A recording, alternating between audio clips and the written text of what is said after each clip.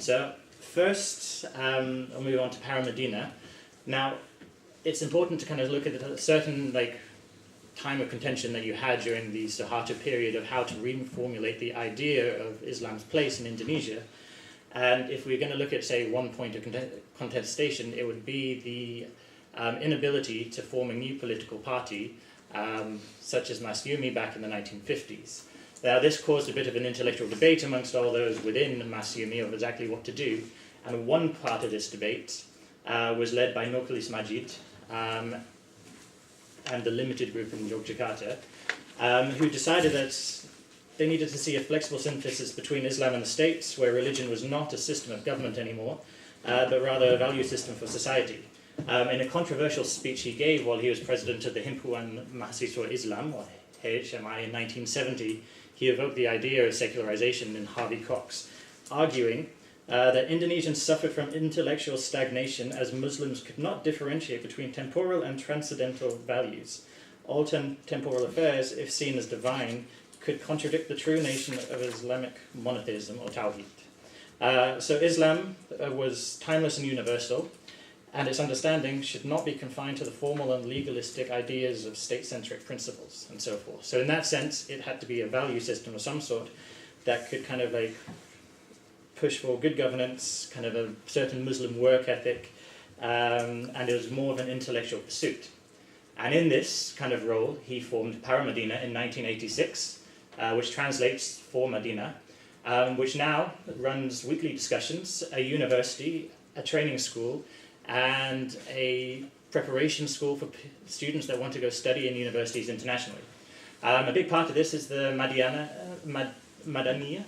school in 1996, which has now got several branches across Indonesia, which pushes a national curriculum which includes multiculturalism, life skills, and kind of emotional intelligence and so forth. It is part of a new phenomenon of elite Islamic schools in urban areas that is Mapuropi covers more extensively. But we can see that it's somewhat kind of elite in a lot of ways because it's in Pondok Indah, which is a very prestigious neighborhood in Jakarta, and it's not cheap. It's between 3 million and 4 million rupiah per month per student. However, Paramadina also holds weekly lectures on Islam and its social-cultural relevance in mosques in Pondok Indah, as well as movie nights. About a month ago, I was at one of them, and the movie Her, with Joaquin Phoenix, was their discussion piece. So you can see that there's a lot more kind of social thing going on. In terms of their relationships with governments, they're very active in lobbying for specific policies, evoking this idea of being kind of a civil society of some sort. They have several study centers, such as the Study for Religion and Democracy at their university, which works with non-religious NGOs in order to kind of elaborate and kind of build certain good governance policies, for example, with the police on best practices on how to deal with protecting religious minorities. They hold weekly lectures. However, while they seem to kind of push for the idea of welfare and health priorities, their actual kind of direct links with what you call, say, the lower classes are weak and instantaneous, and usually mediated through government programs. It's important to kind of note here that the current Minister for Culture, Primary and Secondary Education is the former rector of Paramadina University, Anies Baswedan. He helped Jokowi during his campaign formulate a kind of policy when it came to certain ideas of welfare and rural development. Okay, so the second vignette is Salafism in Yogyakarta, which emerged in 1985, or 86, sorry, due to the activism of Abu Nida. Now, when we talked about the contention in Masyumi and Nurcholish Madjid going off and kind of reconceptualizing the idea of kind of Islam, the other side to this Masyumi debate lies with Muhammad Natsir, the former prime minister who was banned from politics, who formed his Dewan Dakwah Islamiyah Indonesia, or the Indonesian Islamic Propagation Council, which then connected with a lot of funders in the Middle East and brought into Indonesia a lot of ideas linked to Salafism, the Muslim Brotherhood, and so forth that became popular on secular campuses. In Yogyakarta, one of these ideas revolved around Salafism, which was brought in by Abu Nida, who was funded by the Dewan Dakwah Islamiyah Indonesia to study in Saudi Arabia before he fought in Afghanistan. He collaborated with the local branch in order to kind of link up with the Muslim Brotherhood kind of group on campus, and then slowly began to kind of expand. It's important to note that the two groups actually separated back in 1990. They had a dispute on how political you can be. Nevertheless, his framework was already there, and he had formed his own foundation, schools, and even a village in Bantul. Now, the discourse of what I mean of Salafism here is to literally apply the Quran and Sunnah to your everyday life. And in this sense, they want to kind of follow the Salaf as-Salih, who they see as the first three generations of Muslims, defined as the Sahaba, Tabi'un, and Al-Tabi'in. There's a strong emphasis on Hisba, the commanding of right and forbidding of wrong, as well as Al-Wala wa Al-Bara. Apologies for my Arabic pronunciations on this one. Or kind of allegiance to Muslims and kind of like that separation from non-believers. They draw on a social historical disposition that emerged in Medina in the 1960s, linked to Sheikh Al-Albani, who was teaching in the Hadith Studies department, and students of his who adopted the name of Al-Hadith, following on from the idea of those who derived in the Abbasid Caliphate. They have links to networks in the Arabian Peninsula, but in Indonesia they're split between the Yemeni and the Saudi Arabian branches, because that's one of them. Now, organizationally, you see that they form a lot of yayasans. There's a high degree of campus activism. They have their own educational institutions, which have a lot of private funding, but they also offer a lot of scholarships. And they've created a lot of enclaves. They also engage with the rural communities through disaster relief. They formed a Merapi Islamic Center there, and rural propagation, the training of preachers, and the building of mosques. Now, Atarot, Abu Nida's organization, has already trained 1,386 Dai, or preachers, that they've sent around Java, and another 56 to the outer islands. Now, their relations with the government are good, but predominantly reactive. They believe in Wali al-Mulk, which is allegiance, obedience to the ruler. They limit themselves to social welfare and education, and since Laskar Jihad was disbanded, they're politically quiet. Their links to the lower classes, in a lot of ways, are strong, but there's an emphasis on welfare and propagation, and they believe in this divide between the educated and the non-educated kind of believers. And in this sense, you see a kind of nuance of developmentalist ideology that was quite predominant in the New Order. I'll pass on to you for the last part.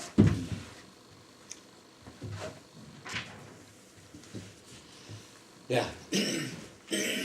Now we take a leap into a completely different world, and I have to tell you, this story ends very badly. This is the Islamic village in Talangsari, which was massacred in its entirety by the gentleman sitting in the middle of the photograph, prominent member of Jokowi's administration, leaving 246 dead. Just let that sink in for a minute. And then I will tell you a little bit about them. This is all from Abdul Shukur's marvelous book on the Talangsari event, because it gives the background.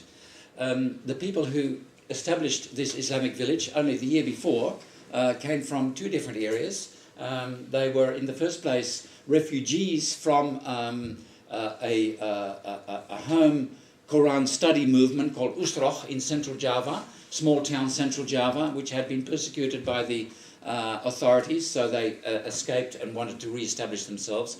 And another group of urban poor who were congregated around a particularly radical mosque in Jakarta at Block M. And these two groups of people were brought together by an itinerant fried peanut trader who happened to run into these people and say, hey, we could do something together.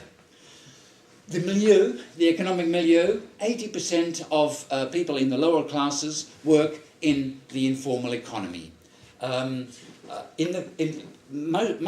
of it in this grey zone between legality and illegality. A lot of it is actually illegal, the stories that we hear in Abdul Shukur's book. A constant process of being evicted from your agricultural land, being evicted from your urban workspace, and continually being harassed by the police for theft, for murder and other crimes. This is the road to the Talangsari Islamic village. There are no photographs of the village itself or of the central, that I could find, the central characters in this story.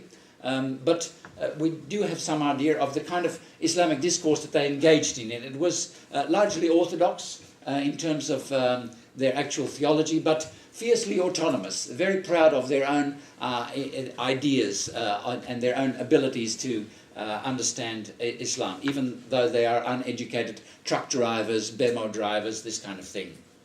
And for them, the ideal was to go and live in an isolated place, live a pure, a rural, a cooperative Islamic life, marked by iman, by hisrah, so moving away from the evil world to a place of purity, and engaging in spiritual jihad. Ijtihad is a prominent idea for them. That's the idea that you can decide for yourself how to interpret the Quran. Even though they did this without actually any of them knowing Arabic, they would carry their Indonesian translation. Also quite authoritarian. They all engaged in the bayat, that means they swear allegiance to their leader. And their leader was at the same time a patron. So they arrived in this place, and the local resident leader there became also their host. He arranged accommodation for them, and he became their employer. You can work in the fields that I rent. Links with the higher classes, antipathetic. Very angry with what they regarded as the secularizing upper middle class, with whom we started, who control the media and control the state. None of these people have any involvement as civil, as bureaucrats or anything like that. Of course, very hostile towards the military, who during the New Order were always employed to evict people, whether it's evicting people from forest lands that Willem discussed, or evicting people from their street side stalls if the government again decides they want to clean up the streets. Generally towards the political establishment. At the time, this was a government campaign to force all religious organizations and all social organizations to adopt Pancasila as their sole ideology, and these people thought this was terrible. In turn, the depictions of this group within the media is entirely negative. They're portrayed as deviant. And we have a long history of depictions of deviant religious movements, which are predominantly located in this social layer. Gafatar today is something very similar. So this is the wrap-up. The religious progressivism with which we started, and which has been highlighted by Bob Hefner and others, and who kind of populate our studies in religion departments in the West when they come to do PhDs, belongs to generally an progressive upper middle class. This is where the discourse of multiculturalism comes from, which we recognize. Religious conservatism, on the other hand, suspicious of democracy, of the kind that Chris described in Yogyakarta, and which we find in many provincial towns around Indonesia, is associated with lower middle class or lower classes. We have survey data from the World Values Survey that quite nicely illustrates this. They all derive their ideas essentially from the same movement of religious renewal in the 1980s, and are all reacting to the crisis of the Islamic project during the New Order, but as Chris has highlighted, they each adopt very different, fundamentally different strategies and languages to address this challenge.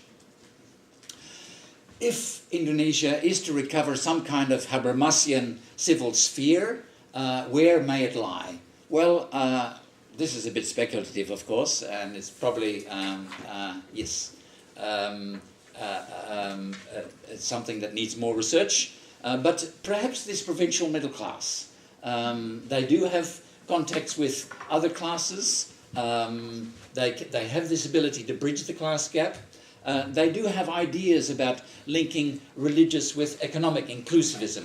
Diane Davis in Latin America has spoken about this group of people as constituting a disciplinary regime of development. An interesting idea that we do also find in Indonesia in our earlier work about Middle Indonesia. There's lots to be done about this, and these are the kinds of questions that we suggest would prove fruitful for future research. How are processes of religious and economic change related? How do certain religious outlooks actually express class tensions or transform their ideas of class identity? How do conflicting religious outlooks actually express citizenship struggles? How can we view their religious activism in terms of a struggle for belonging in the political community? Thank you very much.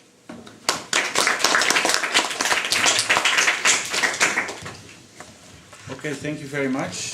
We've heard 4 presentations. Can I ask the presenters maybe to move up here? We have about half an hour to have some Q&A and reflect on some of the themes that were shown through the presentations in terms of citizenship and class, changing discourse, mediators that all come up. We have actually quite a large group.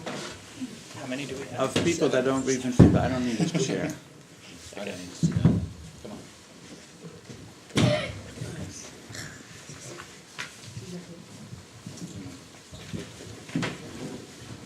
Okay, while we arrange ourselves, well, it sounds like a whole press conference we have here. Who can I give the floor for questions? Yeah. Hi, a question for Pak Zamzam. Yeah. It was really interesting that Warga appears so prominently, but I didn't really see the idea of hak appearing prominently, right? When we think about citizenship, we think about citizenship being connected to rights. Yeah. The only time that appeared was the journalist who said, oh, the people have a right, so he's actually trying to force rights on them. We didn't see citizens trying to claim rights. How do you explain this sort of lack, this hole of a rights discourse, even while they're asserting Warga so prominently? Thank you. I'm going to take 3 questions and then we'll continue. Where else did I see a hand? Yeah, Axel? Yeah, thank you. It goes to your first presentation. You suggested that these intermediaries has obviously interest in making people dependent on them. Do you have any indication on to what extent they're able to influence upwards so that the processes kind of, maintain them as critical? With regards to hospitals, I understand that, as you mentioned, hospitals don't like to always admit poor people, and that would be, I assume, because they're not getting paid from the government as they are supposed to, so they have a financial incentive not to accept the poor. So in that case, you could assume the mediators will have an interest in kind of assuring that they don't get paid. I'm not sure if I'm taking this too far, but do they have any such capacity to, influence? Yeah, good question. Good, nice to get into that. Yeah, Rebecca? This is also for Zamzam. How does the time frame of the establishment of Banten as a province, because it's one of the newer provinces in Indonesia, correct? So how does the time frame of the establishment of the province affect the trajectory of this dynasty, and can you make any connections between similar time frames with other provinces to kind of make some assumptions about what might happen in the future with this dynasty?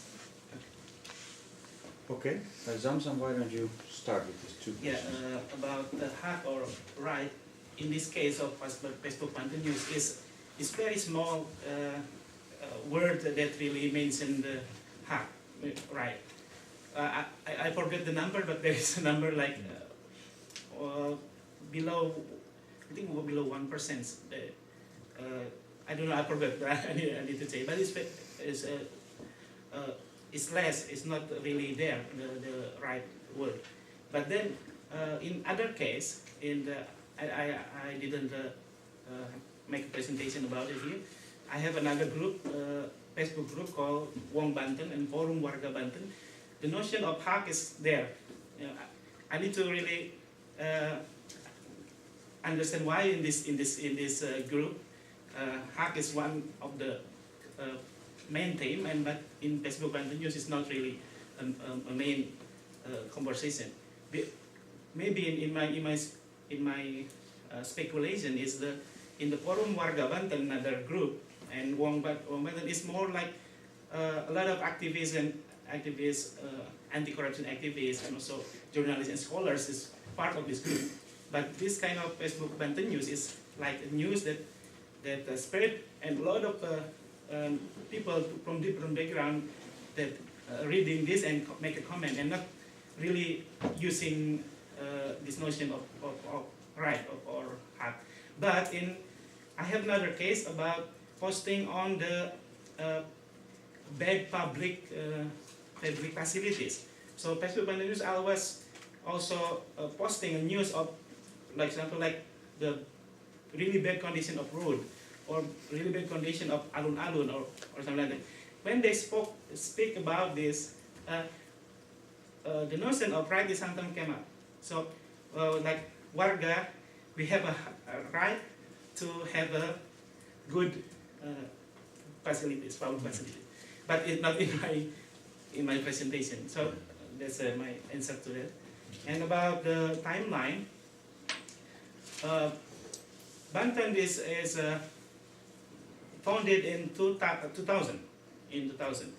But before that, they are part of the West Java, and then the Tubagus Hasan Zohid, the prominent figure of the father of Ratu Atut, is already he already had this kind of connection network before that. So he is a strongman, businessman, has a relationship also to the military, and also to the Orde Baru, to Soeharto and to Golkar. And then in 2000 when Banten founded, it started to really put his daughter, his son, and family in the official position. And then, if we can see from the timeline, actually, they doing this kind of consolidation. I call it consolidation. There is a election. When the election, for example, like when I ask a lot of people when the dynasty is formed, and they will say in 2006 when the first elections did, and then they starting to. So every election, the issue of dynasty and issue of corruption, and also the vibrant of the social media is there. So like very high, and then this kind of election is one of the key event of this consolidation of the dynasty. But I don't know if I make a comparison, but I haven't done that with another dynasty, because a lot of also dynasty in Sulawesi or something. Thank you. Regarding the question of access to pressurizing the hospital and being successful in getting things done, I think Priyo and Retna can best answer that. How it can influence policy in general, I think it's the one that I observed in Jakarta, for instance. Dwi Rio Sambodo keep pushing the Jakarta government to include more people. So basically, he wants to get more of his constituency to be part of this Kartu Jakarta Sehat program. And also, yeah, that's the thing. I didn't really see him trying to prevent government to disperse money to hospital. But I think his strategy is more like to make it more inclusive, especially for his constituency. Yeah, that's. And for the rest of this everyday practices of accessing to healthcare, it has an impact in influence policy in terms of voters. Because Dwi Rio, for instance, in this kampung that I lived in, he has a very good reputation, and everybody feel obliged, especially the one who have received help from him, feel obliged to vote for him, and he kind of received the yield already because he moved from third voted candidate in the constituency into the first into the most voted candidate. So it's more in terms of voting and then trying to make the KJS more inclusive. Yeah. And from Rio Yeah. Samboro to Rio Samboro? Yeah, actually it's kind of the same, but in my case, it's actually related to your question why the right language didn't appear, and it's actually the case also in my village, because all of this scattered. The difference is in the village, there are not many political party. They are not institutionalized until to the village level. So many of the people that are mediating the service is actually the community activists themselves, who are mostly not related to any political party, but nearing the election they started to be recruited into a political party. But the exchanges are basically very personalized. It's not about, when I ask them why you help your people, they say like, well, it's our own, it's our obligation as a community member, and yeah, we just kasihan, or we just sorry about them. The language of rights never really come up. And then also when you talk to the villagers, they also say that, well, we just ask them for help, and then and then I try to understand why you don't use the right, and then it's just not in their repertoire, because rights for them is just very vague. But when they use the language of pity, a language of community obligation, language of reciprocity, then we have something here to talk about. So that's one of the main puzzle that we face about citizenship in Indonesia. What kind of language that they use? Can I also a little bit? It's the notion of rezeki. So Yeah. something KJS or jam kesda is considered as rezeki that they receive. Mana from heaven. Yeah, from pemerintah. Pemerintah, yeah. It's not really about right, but of course it's transformative in a way that now they can imagine that the government will help at some point. And in terms of poverty reduction, it's a very good thing, because Yeah. somehow it gives a cushion for people who's living in this very edgy position. Yeah, we have time for one more round. I just want to follow up on that and ask, so you've asked about why don't we have the rights language.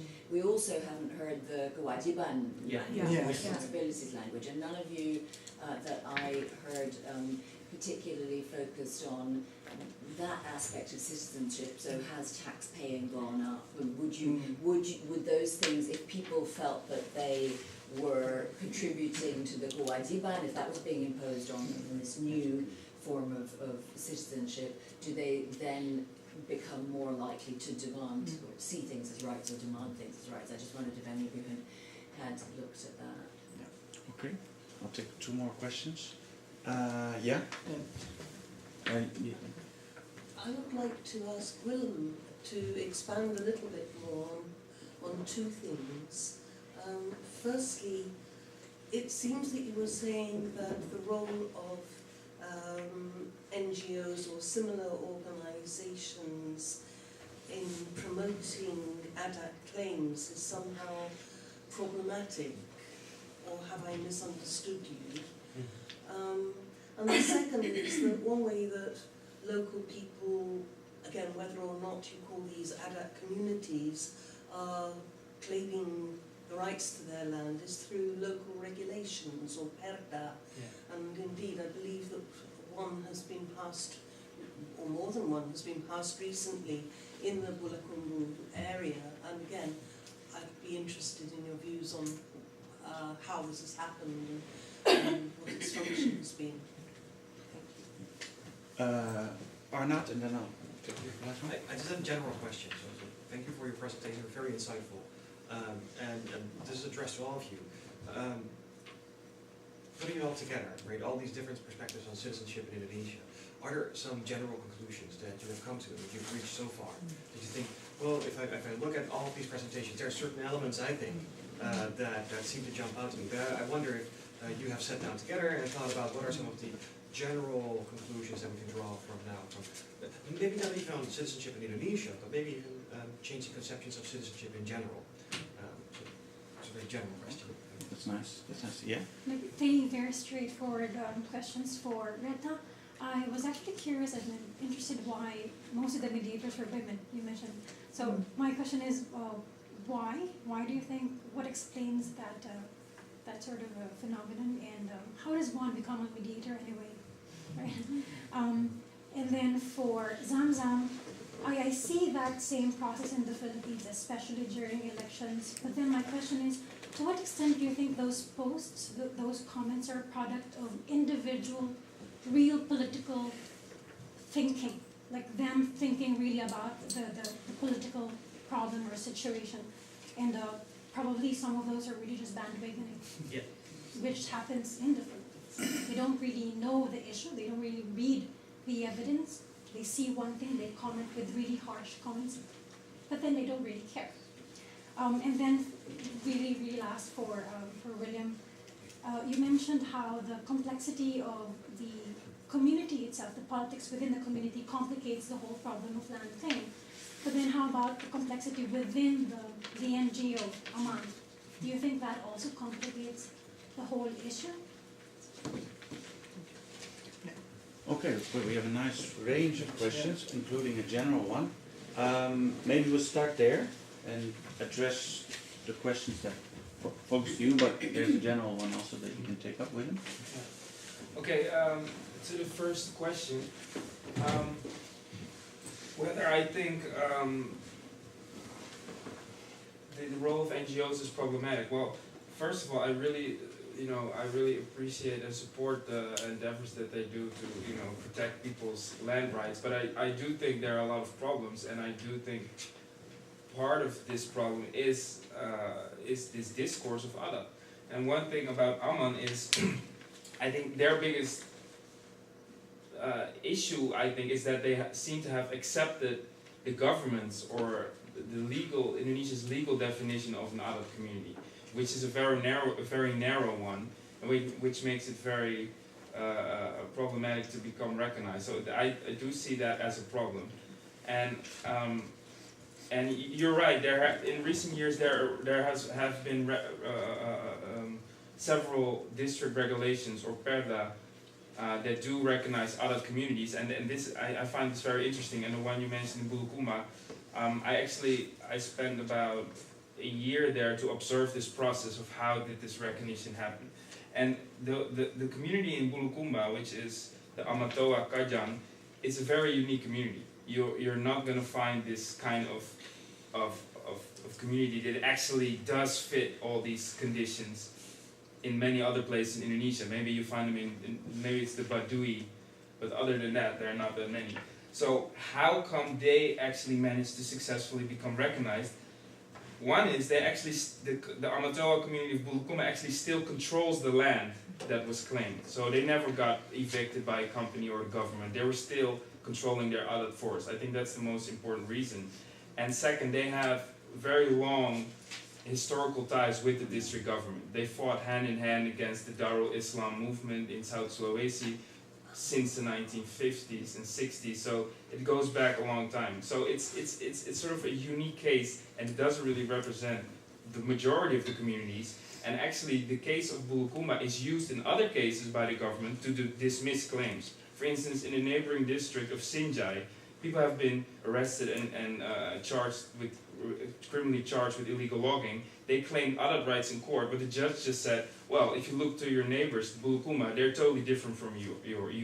They're the actual Adat communities, and you don't compare to them. So it's these kind of cases are used against the, let's say, average or normal farming communities who also try to claim these rights. And then there's a question about, Politics. yeah, I think it's not even only the politics within certain NGOs, it's also between. So there's also an NGO called AGRA, which is more like an agrarian reform NGO. One of the judges in the case I just described, he used to be an activist in this AGRA NGO. So you could assume that, okay, he's pro-people, right? He's going to give them their rights. But instead, he's very anti-Aman. So, you know, in that sense, you have also, it definitely plays a big role. So, yeah, I think I will also comment on the question about kewajiban. In another case that I mentioned before, another group of Facebook called Wong Banten and Forum Warga Banten, this notion of kewajiban is also appears hand in hand with the right. And the very interesting thing is the word of kewajiban is used by the dynasty supporter to neglect or to refuse the protest. So you are always talking about right, but what is your kewajiban or something like that? And I found that this kind of pattern in that discussion on different group of Facebook. So kewajiban is the word of the status quo or of the, and about the general conclusion. The general conclusion.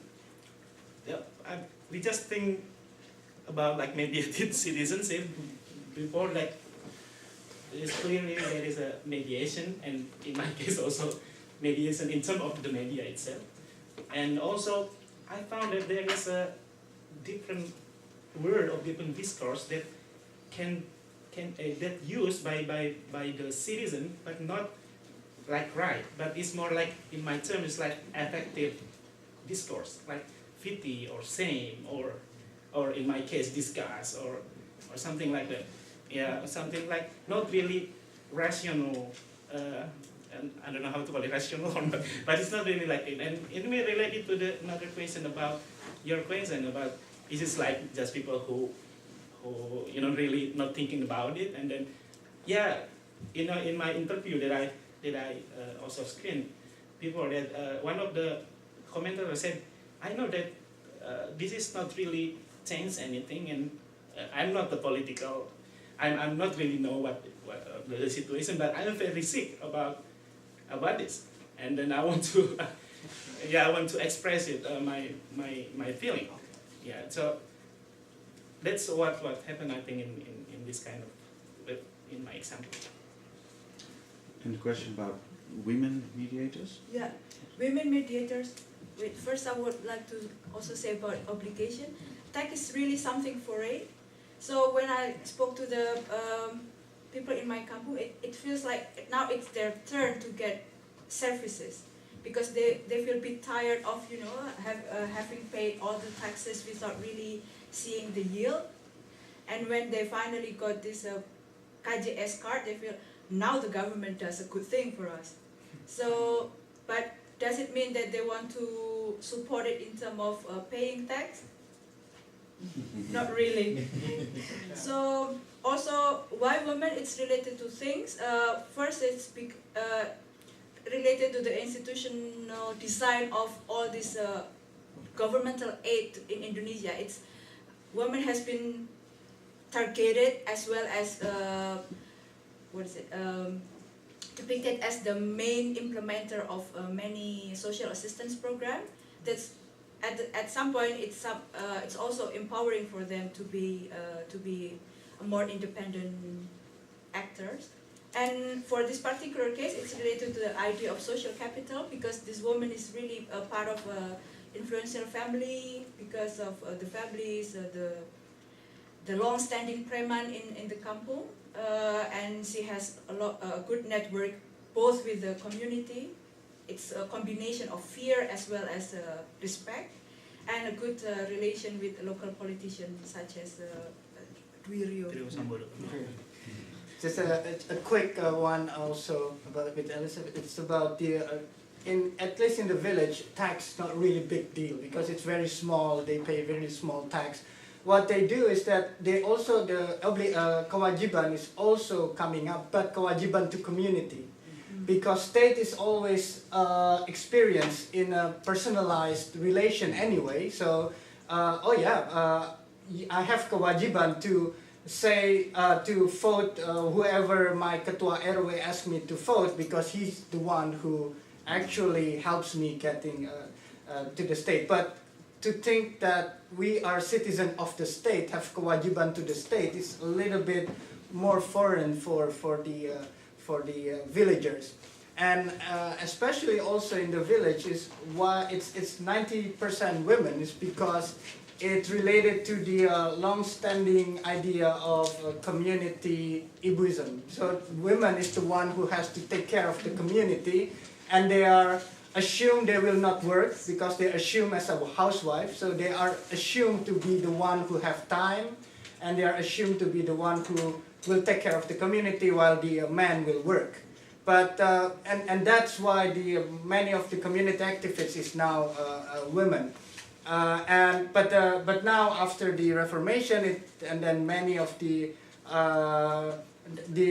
vote at the grassroots become more important. They use that as their own avenue for their political empowerment. Actually, now they have become more powerful because they're the one who have the means, and they know how to channel the resources, and they use them for their own political capital. Chris and Jerry, would you? I'll pass straight to you. Pass straight to me. Okay. Jerry gives me the kind of the obligation to address your question, particularly of the general conclusions. I think I mentioned two, but before that, one comment on how this project will unfold. So they are here basically in their just starting the last year of PhDs, and they are going towards a dissertation. At the same time, I think yesterday, a call for paper went out for a conference in December in Yogyakarta and UGM, where you and others working on the similar team are very much welcome, where we hope to gather a broader range of people and publications to bring up and make perhaps a broad edited volume on the topic, which should address your general question of what are the main conclusions of where citizenship is heading and what forms it take. But let me give you two intermediary or tentative conclusions. One, I think what shines a bit out of these presentations here is the relationship between the attitudes that citizens adopt towards power holders, to the state itself, and the way the state is developing in Indonesia. It's very easy, and sometimes it's done, to say, which you hear actually elites often say, people that need education, political education, we need to teach them democracy, we need to teach them that they have obligations towards the state, etc. But actually what you see here is that how attitudes and strategies that people adopt are very much also in reaction to a rule of law that is largely dysfunctional, or a reaction to the experience that the implementation of policy is random or influenced by connections and people and whoever you know. So the attitudes that people adopt are very much in sync with the way state institutions develop. And that attitudes and that's the second tentative conclusion, I think we feel that a running theme there is the mediated nature of citizenship in Indonesia, so that both the experience of rights as well as indeed the interpretation of obligations that people feel towards a broader community is really mediated by and shaped through the nature of personal relationships through which people live their lives. The obligations, for example, that you have towards a broader community is firstly experienced often and formulated in terms of doing right, being right towards those around you, and reciprocating the help you have received, for example, or performing the role that, given your position within a community, is the role you should perform. And so the realization of rights and the way strategies that people adopt to realize their rights is one of cultivating relationships and being close to people that might help you to get things done and get access to things, which is not necessarily, I mean, it has drawbacks for the larger transformative nature of politics, because it's very difficult to campaign for broader policy changes when you're so beholden to maintaining the quality of personal relationships. But at the same time, these obligations that people feel are also between classes, are a certain solidarity that do help people to get things done and to alleviate poverty and solve basic problems. So I guess with that, I'll thank you for the questions and and your attendance, and I hope you'll come in December then to join in.